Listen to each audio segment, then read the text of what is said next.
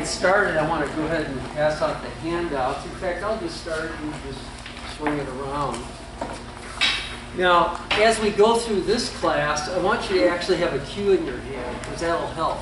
Because I want to kind of give you the idea of what it feels like to properly hold the cue. Now, one of the things we're going to focus on today is learning what we call a pendulum stroke. How many of you have clocks that have a pendulum that swings back and forth in your house? My ex-wife got it. Oh, okay. Well, I want you to pay attention to that pendulum. Okay. The one thing you'll notice about a pendulum, when it swings back, what happens on its backstroke? It goes up slightly. But again, when you're gripping the cue, gently, and remember the word we use for gripping the cue is cradling, okay? That means about like holding a piece of paper. That's how tightly you want to do it. Not tight at all. Because when you grip it lightly, with the two fingers and the thumb pointing down, when you swing it back, does the cue stay level? Why does it stay level? It stays level because I have a nice loose cradling grip. Now if I'm gripping too tight, when I bring it back, it comes up and down, okay? But the one thing that I want you to learn about the stroke today that's really important is that you have to complete the backstroke. A lot of people jerk the cue back, and before they complete their backstroke, they jerk it through, and that's called a jab stroke. The essence of a good stroke in pool, in two words I can think that best describe it, is letting go and releasing the cue. In other words, that's where consistency comes. That's when you watch a good player, they look effortless because they're not forcing the shot, they're not hitting the shot, they're stroking. So when you're holding your cue, you want to gently cradle it like this and do some nice warm-up strokes like this. Because when you have a nice, light cradling grip, when you accelerate through the cue ball, notice how it still stays level and it kind of slides through your hand, nice and gently. But anyway, that's a real important part, learning the pendulum stroke. Now on your handout, I have a quote. I put a quote in there every week. The secret of a good stroke is to release the cue and allow it to accelerate through the cue ball. Now, one of the ways to learn a good stroke, and I'm going to give you a few drills today, is to practice what we call a stop shot. We talked about this a little bit last time. But to make a cue ball stop when you pocket an object ball, the cue ball has to be sliding, skidding along the cloth when it hits the 8, which will make it stop dead in its tracks. Okay? Now, the further away you are from the ball, let's say I move it way back here, well, it's a little bit harder to make it stop, isn't it? In other words, the further away I am from the object ball, the cue tip, when I take my stance, has to go a little bit lower, okay? From this distance, I can do a simple stop shot by hitting the center of the ball.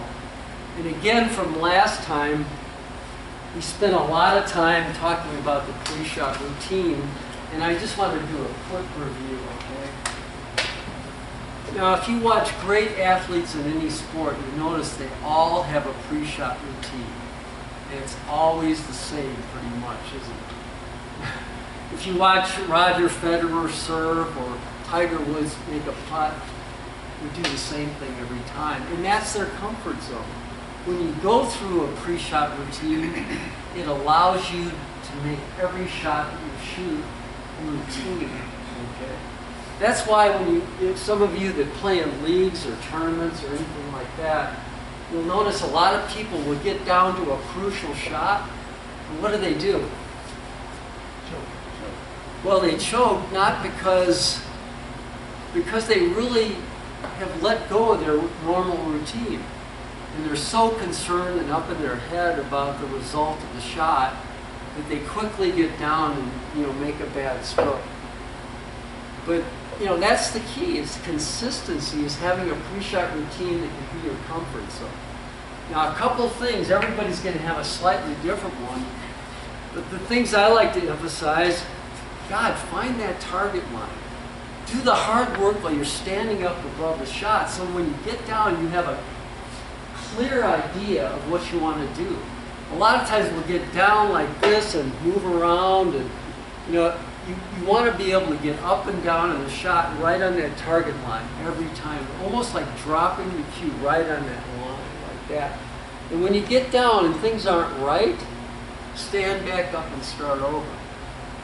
But don't hug the table. Stand far enough back so you can step into the shot. See it, visualize where the cue ball is going, see the ball going in the pocket. Don't think about it, see it. Visualization is a real important tool. And when I talk about finding your target line, trust your eyes, see that target line. Step forward, swing down, take a few warm-up strokes. Nice rehearsal. Stay down till you hear the ball hit the back of the pocket.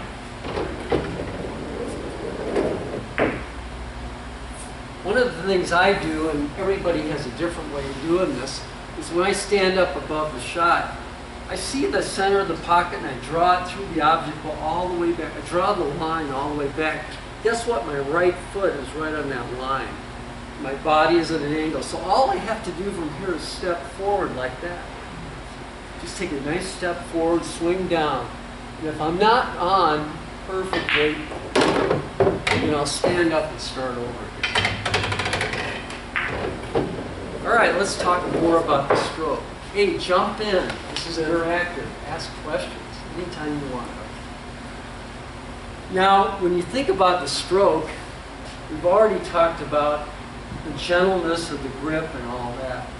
But you want to be able to allow the cue to release all the way through the cue ball. Now, what does that mean? Now, a lot of people are going to be down like this, and they're going to take the cue back and quickly just kind of punch it like that. Now, that's called a hit. That's not a stroke. The difference is, with a stroke, I'm going to complete my backstroke. In other words, the pendulum is going to sway back, and guess what? It slows down or pauses. That slowdown is absolutely essential. You can't swing it back and then jerk it forward. Watch how the cue comes back, and it'll slow down as I get to the back of my backstroke.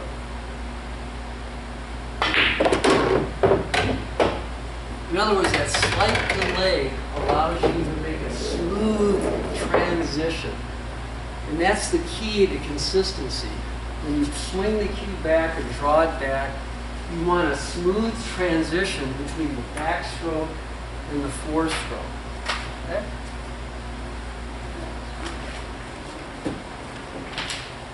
And that's especially important, like Chuck knows and Logan knows, when you get in, or Doug, when you get into competition, you're nervous, while your teammates are watching you, you want to do well.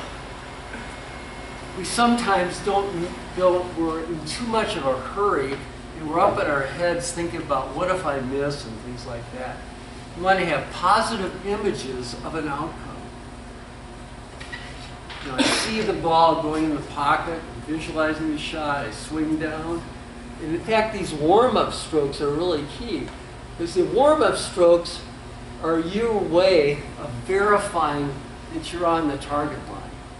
And that's really important, okay?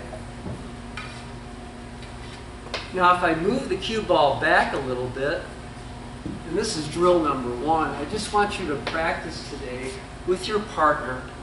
And we've got 6 tables, so we have plenty of room. I want you to practice with your partner, making the cue ball stop from different distances, okay? Start off from a short stop shot to a long stop shot.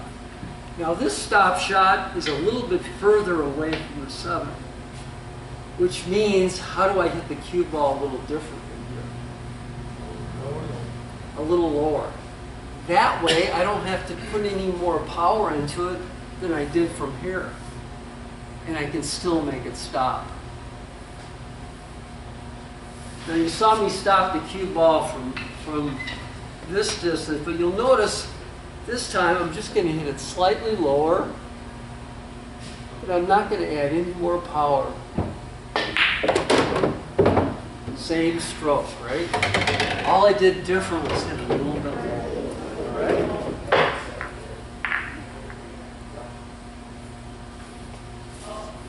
No questions today? Everybody's so quiet. Cliff, what are you thinking? I'm trying to figure out why I can't do that. Oh, Stephanie, you have any questions? No, just All right. listening. All right, good. Trying to remember, it's, you know, because you're remembering the stroke, you're remembering the smoothness. Now I got to remember to do it lower if I'm farther away. Well, Just, you know, it's like a lot, so I'm just like, hey, try to remember all the things. sometimes when I'm walking around the table and playing in a tournament, that's my mantra will be smooth, relax, let the stroke release. You know, whenever you start jabbing or hitting or punching the cue ball, you're going to miss. Because when you have a nice smooth release through the object ball, through the cue ball, you're going to start making a lot more shots, aren't you? And again, one way to really, and I haven't really shown this one in a while, but if you really want to test your stroke, this is probably the best way to make sure you're hitting it pretty straight.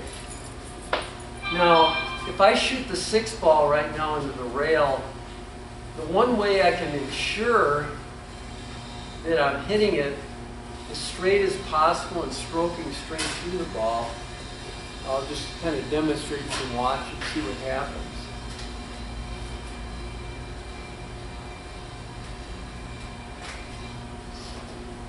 Did you see what happened there? The 6 ball hit the rail, came back and hit the cue ball. Now that looked easy, right? Try it. It's extremely hard to hit an object ball that accurate. And that's one of the best drills to make sure your stroke is lasered in. You can hit it where you're aiming. And that's what we learned last week, is about standing up above the shot and actually being able to execute your pre-shot routine and hit the cue ball where you're aiming. That's the first half of becoming a good pool player. And then you got the second half. What's the second half of being a good pool player? Practice. Practice and positioning the cue ball, right? And that's drill number 2, okay? We'll look at that a little bit. And Chuck is very aware of this routine because he's seen it many times. Oh, balls are on this side. Again, any questions are welcome. This is a way. Can Yeah, I interject go ahead. something? Yeah. Something you taught me, Yeah. 6 years ago? All right. About shooting straight. Yeah. Oh, we did that last week. Did you? Yeah. Okay. Yeah. Okay. With I the wasn't wooden there. stick over that. No, that's that. Well, that's Whenever good. I start shooting off, though, I'll go to that, and Yeah. I'll realize I'm off one way or the other. Yeah. Where's the stick? If you. He's talking about hitting it through to hit the cue ball. Oh, are you talking about shooting in between? between. Oh, okay. That's something a little different. Yeah. Yeah, from down there, shooting in between. Yeah, that'll do it too. Oh, yeah, well, you taught me that years ago, I still do it. He's offered that wackier at all.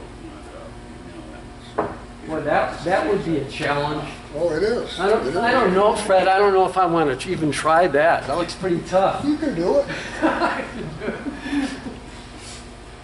All right, let's work on this other drill. This is drill number 2.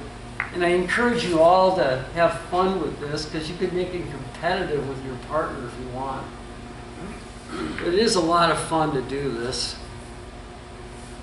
And it gives you a specific objective while you're practicing. All right, you probably already guessed what's going to happen here, right? what you're going to do is practice stopping the cue ball. You're going to practice rolling forward. We call that follow. And you're also going to practice drawing the cue ball back to different distances. Remember last time I was walking around teaching a lot of people how to make the cue ball draw? Well, it's not just about making it draw a long distance. Most draw shots where you bring the cue ball back, you want to go a specific distance, don't you? And this is what that drill is all about. All right, let's go through it and see what we can do. Now, as soon as you make one of these balls and stop it where you want, the ball gets put down. And then I'm going to try following to the 8, and I can put that down. But I'll try to make the cue ball stop adjacent to each one of these balls and do the same thing with drawing. So we'll try and I have it set up easy. If you're a more advanced player, you can do it from a longer distance, okay? And I'm just going to hit a real easy stop shot. Practice your pre-shot routine. And when you're doing these drills, remember, every shot is a whole new universe. Don't get into a rote just pounding balls over and over. Make sure you do your pre-shot routine and focus on exactly visualizing the shot, swinging down.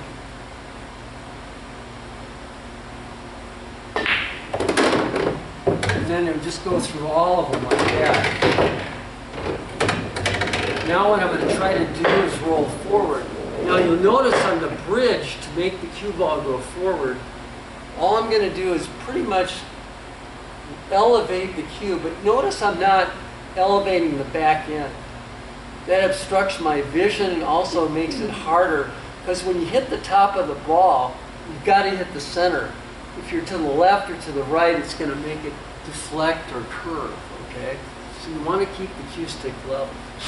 So if you keep the cue stick level, I don't have to hit this very hard at all. Get it chasing me. So that one can go down, right? All right, now we'll try to go to the 9.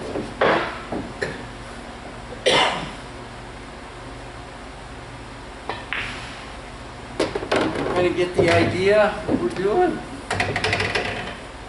And then eventually I'm going to try to roll it all the way into the pocket. I'll go all the way down to the 2 this time. Put it on the spot.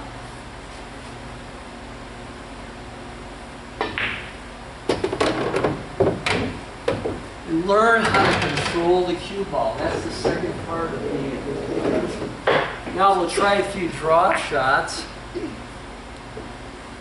And again, I want to keep the cue stick relatively level. And you I really had a shot like that last night, and I threw it right back into the right in the pocket. Okay.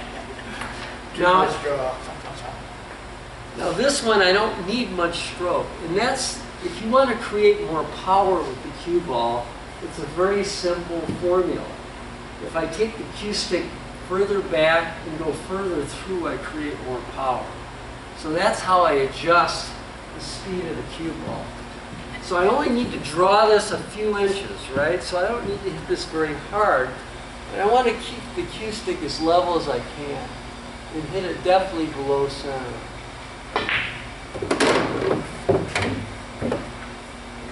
And if you want to, you can act like you're playing position in that pocket. This one I need a little bit more stroke. Notice how low I'm hitting it.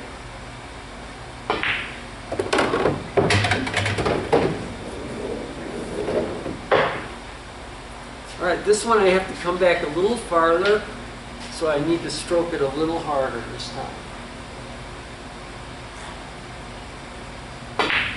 Oh, I did a chuck did. Chuck shot. Sorry, chuck shot. See how now draw is the most fun and the most sexy part of pool, right? Would you all agree with that? But it's also the hardest thing to perfect. A draw shot can be very unpredictable and inconsistent. Okay? And that's really important to know, because I think you'll be better off sometimes rolling the ball. I have a question. Yeah, go ahead. How much of a factor is the condition of the felt? Oh, a tremendous factor. So, That's a great question. Let me address that because that's really important. Every single table you play on is a little bit different. So becoming a good pool player, you have to adjust constantly. Sometimes the tables roll off a little bit. Sometimes the cloth is slow. Sometimes there's humidity in the air. You might have a flat tip on your cue. There's so many variables in pool that you have to deal with. It's almost like, you know, what golfers deal with on a golf course with all the elements in nature. Good question, though. And that's why there are a lot of systems in pool for doing things that you still have to adjust in each particular table. Good question. is there a way to read it before you get into the situation where Yeah. you have to make a draw In shot? fact, almost everybody, whenever you play in a league or a tournament, you want to play a little bit on the tables just to see how they play. You know, it's really important. Like what I do is, let me show you what I do when I play on a new table. I put the cue ball near the rail like this, and I like to know how the tables roll. On my table at home, if I run the cue ball to the middle of these two diamonds, it takes me to the corner pocket, okay? But on these tables, it's real different. Diamond tables play a lot different. So I have to play almost like to the middle of those two diamonds to take me to this corner pocket. See how close it comes.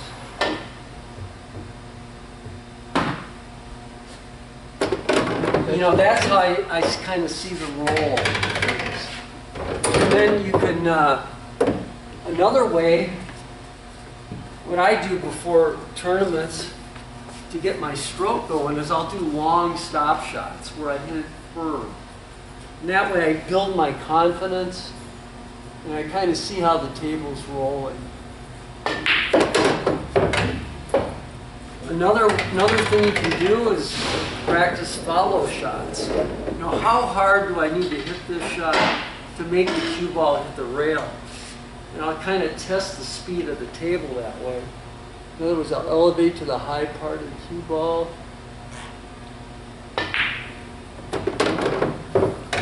You kind of get a feel. You know. Sometimes the rails can play really strangely. So I'll hit a couple shots off the rail to see how the bounce of the rail is. These tables are pretty fast. These are probably the best tables in the world right now, the diamond tables. You know, I don't know if you all realize how lucky we are to have a pool hall like this. Little old Prescott, Arizona, huh? All right, let's, how many of you know the international rules to 8-ball? The ones they play in tournaments and leagues all over the world. Read the book. There's only a few of you, I think. A lot of you might just play 8-ball the way they play it, you know, wherever you live and things like that. But I would like to set up one scenario before I break you up into groups. You have a little fun. I'm going to let you solve this. All right, we've got 3 solids, the 8-ball, and this is an example of 8-ball. We'll put the 8 here, the 2 here, the 4 there. Let's see. Yeah, like that.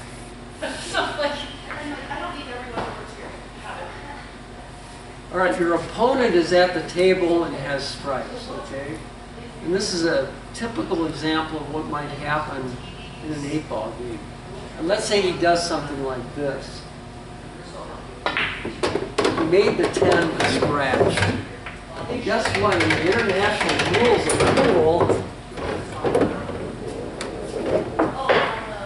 most of you remember it's ball in hand in the kitchen, right? But that's not the case anymore. For many years now, It's been ball in hand anywhere on the table. And we're actually going to have a little tournament at the end of the class in the 6th peak where we'll actually play these rules, okay?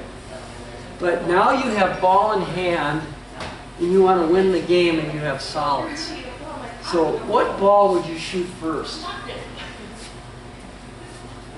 Four. And jump in there. It's okay if you... Four? I'd say four. All right. Well, any good reason why I would shoot the 4 first? So it set you up for the 2, and then set you up for the 5. All right. All right. Thanks. Anybody else have a... All right. The 1. All right. Why the 1? Well, if I do a stop shot or draw back, then I got an easy shot at the 4, and then another easy shot on 2. All right. Good. Thanks, Doug. Anybody else have an idea? All right. The reason why I would shoot the 1 first is because I have 3 stop shots to win the game. Actually, 4 stop shots. Because if I set the cue ball right here, I stop the 1 right there, I stop the 4 here, and I stop the 2 there, and then I have an easy shot. In other words, you want to simplify it, and you actually go backwards, okay? Now, with the 2 ball here, that's pretty much the key ball, isn't it? Because if I make the 2, I'm right on the 8, okay? Whereas these, I'd have to go off a rail and that kind of thing. But let's just go through it real quick so you see exactly what I mean.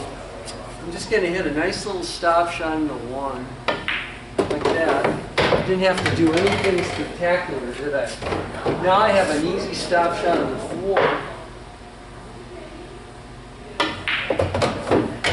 And now an easy stop shot on the 2.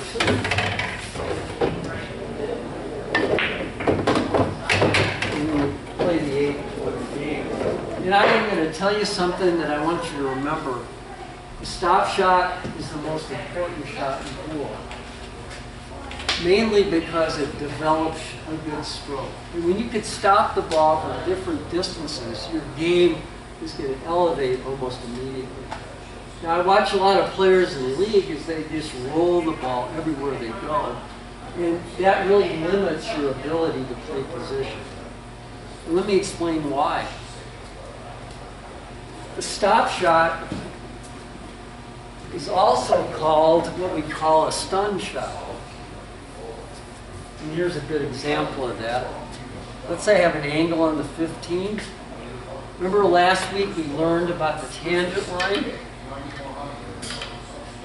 In other words, 15 ball is going to go straight into the corner pocket, but at a 90-degree angle, the cue ball should hit the rail up here. Now, if I hit a stop or stun shot, the cue ball will be sliding when it hits the 15. So it'll hit the rail here, come back to this diamond, into the line of the 8 ball. But you can kind of watch how that works. I'm going to hit almost dead center ball.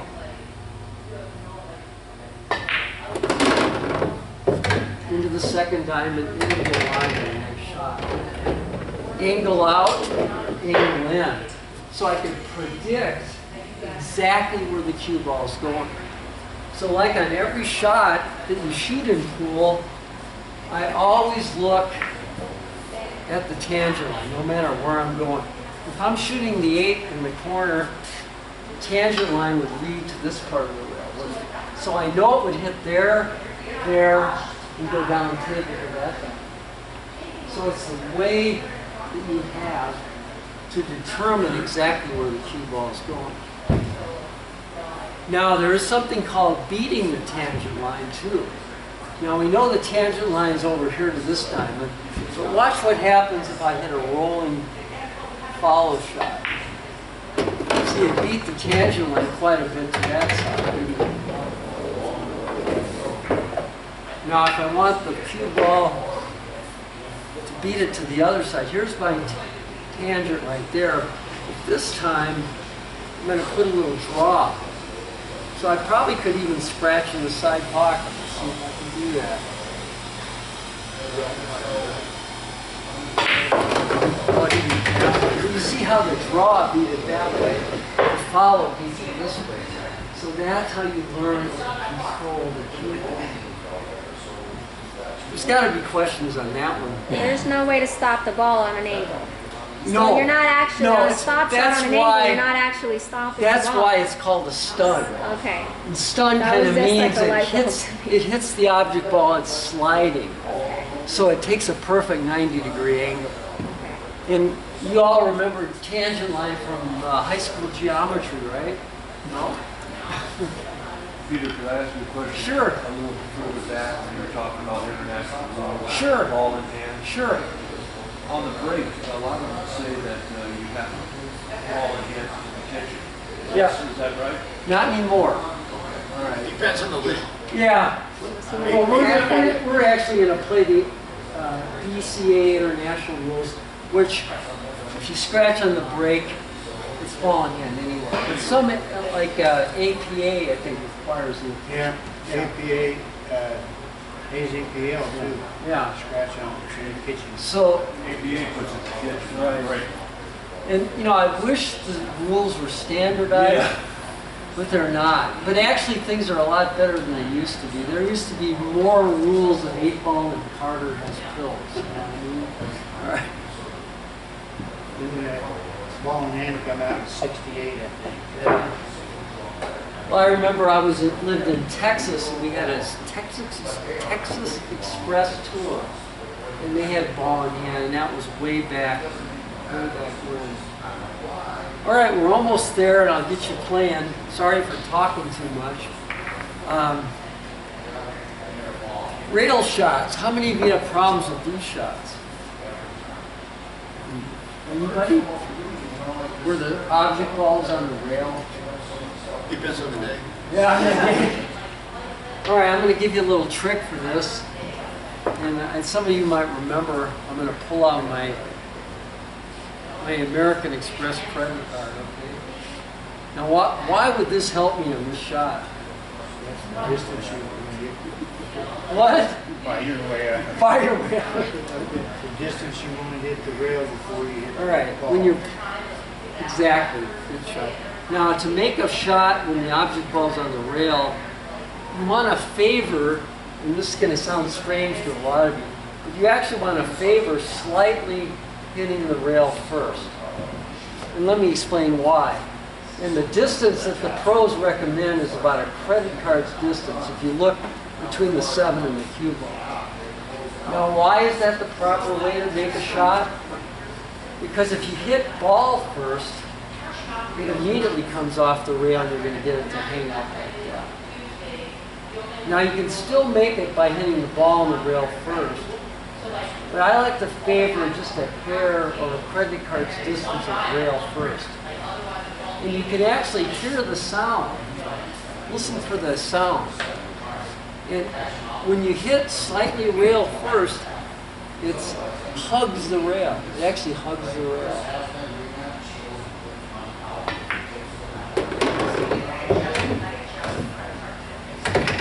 And it really will help you make more of these shots. Let's try it one more time.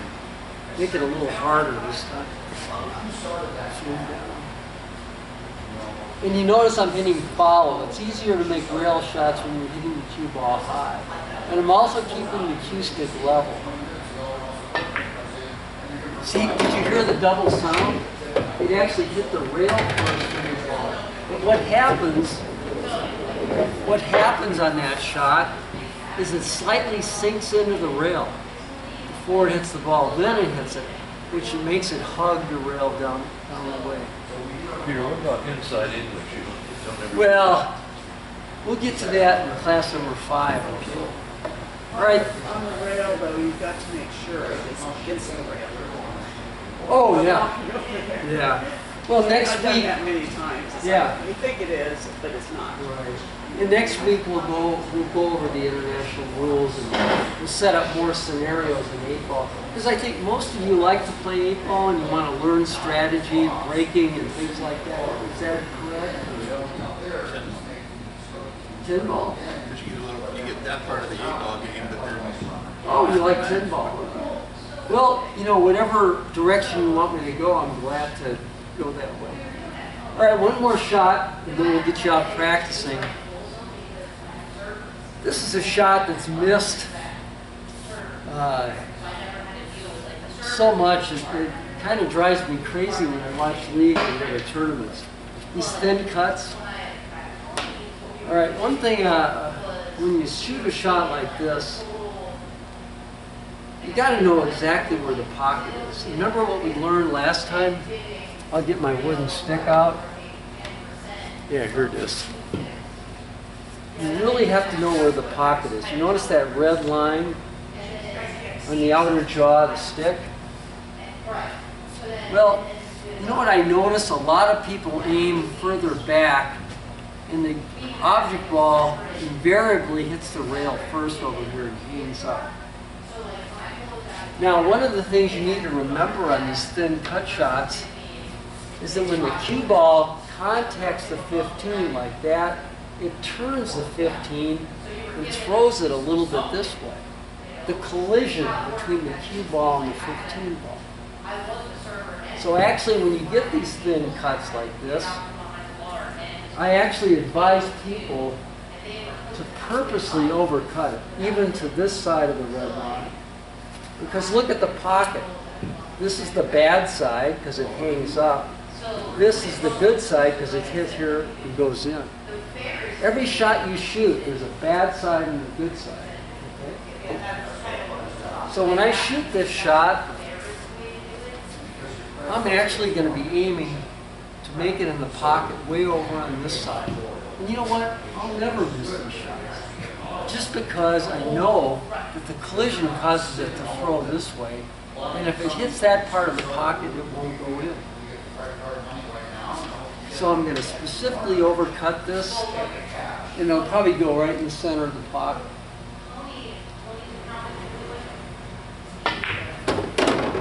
See, I tried to hit it way over there. The collision pushed it back. Now you'll notice a lot of cut shots are like that. Here's another example. This is pretty thin. What's the good side and the bad side of the pocket and this 9-ball on the side? Far side and back side. That's the good side, this is the bad side. So same exact thing. I want to overcut this slightly. I want it to go in this direction, because if I hit that point, it's not going, is it? Right. Come back behind the 9, see what part of the pocket I want it to go in. Know that I have to slightly overcut, swing down, take some nice warm-up strokes. And I actually aimed way over here, but it went dead center. Just that, knowing that is knowledge that will help you become a better player. Okay, have at it. We got 3 9-footers, 3 7-footers. Grab a partner, and I'll be coming around with Chuck, and we'll help you out. Okay? Yeah. Jump in, any questions you have, okay? Yeah. Let me shut the...